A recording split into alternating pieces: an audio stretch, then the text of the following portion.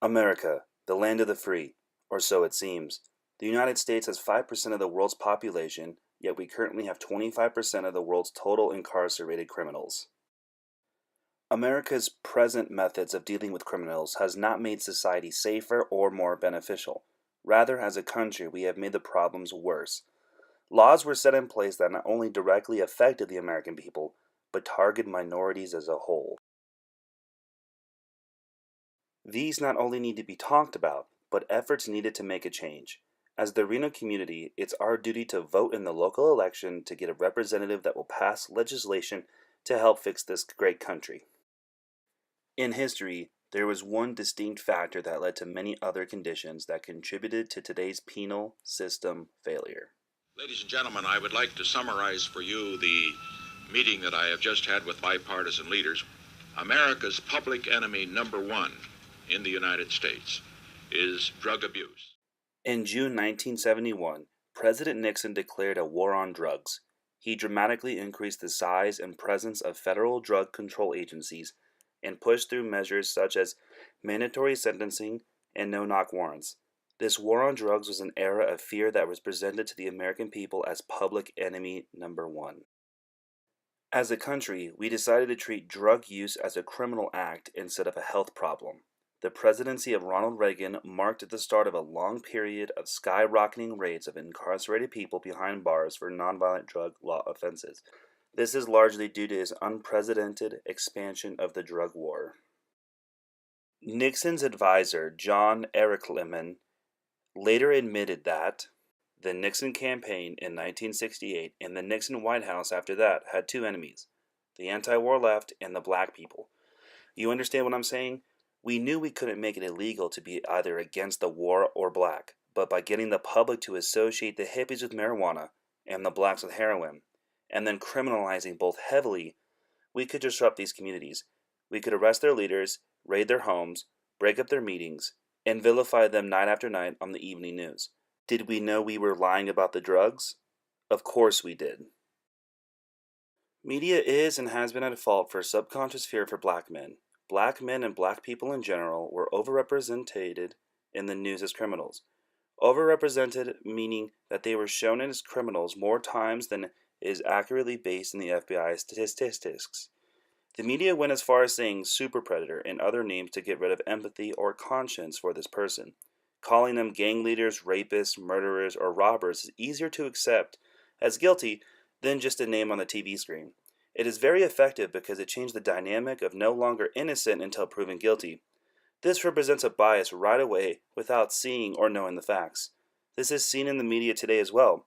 While free speech is important, promoting unjust hate towards another group, bias reporting, and not being held accountable is the problem. As a community, we need to take a stance on an outdated, racist era that was the war on drugs. This discriminatory ideology and fear set up the foundation of many current laws.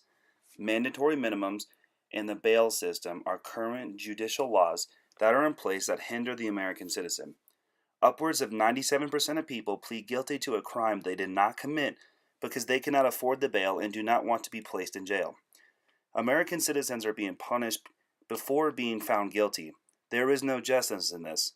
We are creating a cycle that never ends. A solution is already in use in Washington, D.C. federal courts. Bail is only charged to those who can pay for it. Judges in Washington are allowed to set money bail only if the defendant can afford it. The results have been far fewer people spending time behind bars.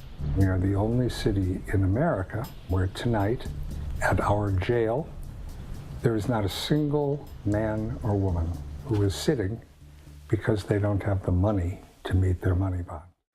In general, we need to separate violent prisoners from non-violent. This will stop the general prison population from becoming violent as a whole. While crimes are bad, non-violent criminals would want this more if it was offered. They are serving their mistake and do not want to get injured while doing so. We also need to get rid of the 13th Amendment loophole. The 13th Amendment was to end of slavery. However, the phrase, except as punishment for crime whereof the parties shall have been convicted, led to this new legal slavery. With this short phrase, it allowed any person that has been convicted of a felony to lose several rights that Americans take for granted. While in prison, they are forced to make many commodities with earnings less than $1 per hour, while large corporations are profiting directly from it. Many Americans get very angry when the topic of sweatshops is brought up. These frustrations are with a foreign country and yet don't think about what's happening right now in America. Corporations are taking advantage of incarcerated people to make their products ranging from sport uniforms, Microsoft products, and the guidance systems for missiles. It is convenient that companies like JCPenney and Victoria's Secret stopped using inmates as laborers and switched to another supplier when this info became public. It's simple. Corporations operate in prisons while profiting from punishment. The prison themselves are for profit as well. It is a vicious cycle that requires there to be inmates for it to work.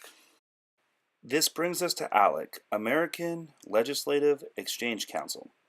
This group votes secretly on bills they want passed and then push it forward to the lawmakers.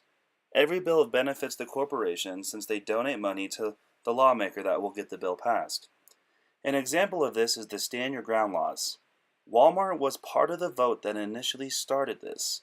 They are currently the biggest seller of ammo in the country and had a boom of gun sales when this law went into effect and was passed.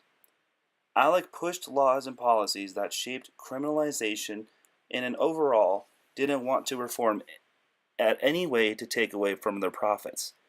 This corporate interest group needs to be ended because the amount of influence they have on laws that directly benefit them and see those in prison as dollar signs and not human beings. As a community, we need to view prison sentences as time served, not lose your American rights during and after completing the punishment. To reiterate, go out there and vote. Get involved. The people have the biggest voice and it starts at the local level. The next major vote is in November 2018. See you there.